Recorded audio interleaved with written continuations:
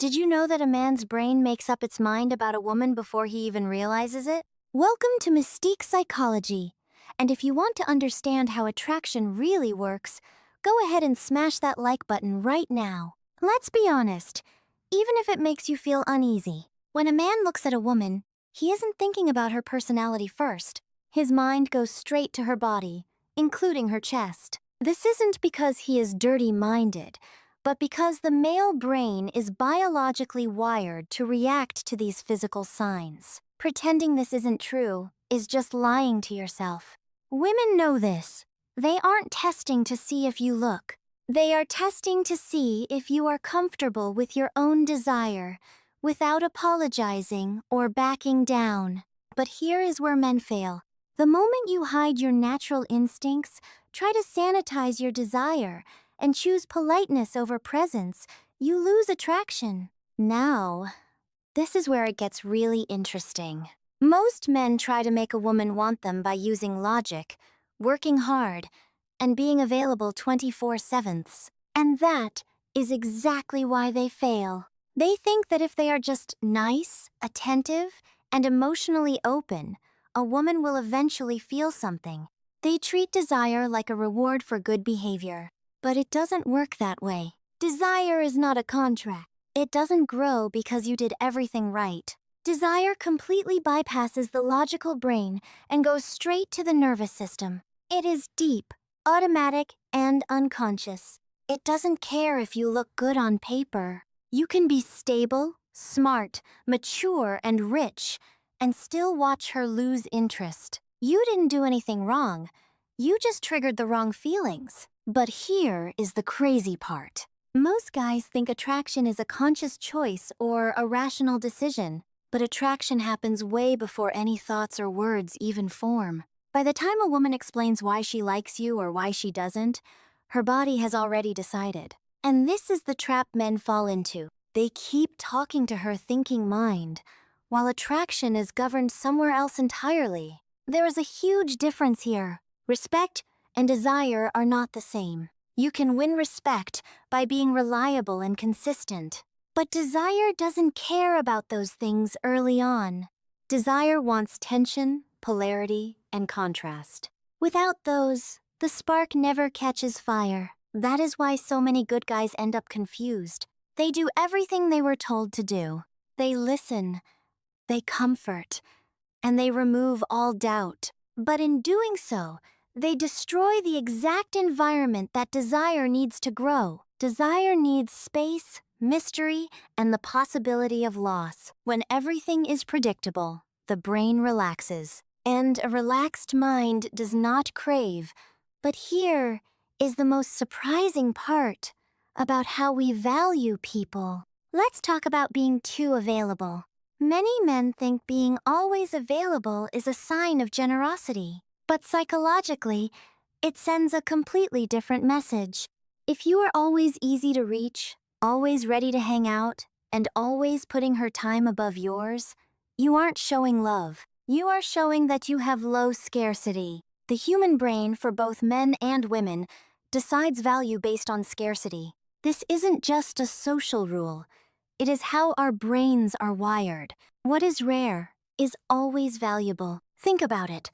Anything that is easy to get is taken for granted. When your attention is unlimited, it loses its value deep in her mind.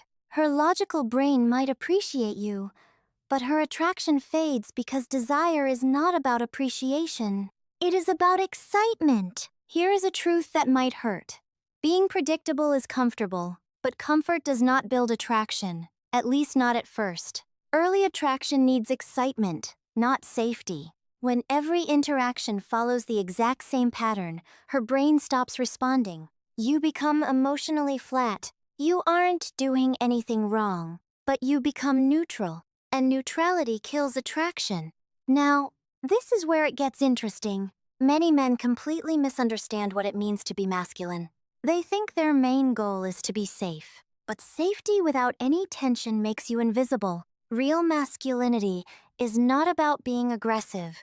It is about being fully present. It is the ability to feel desire without feeling guilty or trying to make up for it. It is about being interested without chasing. This is why looking at her matters so much. When a man notices a woman and immediately looks away or acts overly polite, he shows he is fighting with himself. Women feel this instantly. They feel he is not comfortable in his own skin, and that lack of ease is deeply unattractive. By the way, if you want to master these dynamics, hit subscribe and tap the bell so you don't miss our next video. But here is the crazy part. How you connect to people changes everything. When a man acts anxious, constantly seeks reassurance, or tries to remove all uncertainty, he actually pushes the woman away. This happens even with women who are not naturally distant, because desire needs room to breathe. It needs the freedom to move towards someone, not feel crowded. When there is no space, attraction dies. This is also why neediness is so destructive. Neediness is not about wanting connection, it is about needing validation.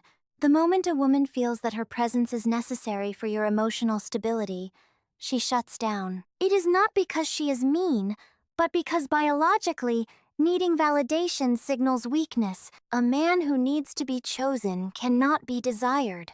Attraction goes towards strength, not dependency. Now, you won't believe what happens next when we look at social proof. Most guys completely underestimate how much social validation matters. We are not talking about money, but how other people see you. A man who is wanted, who is busy living his life, and who is comfortable around others, is automatically seen as high value.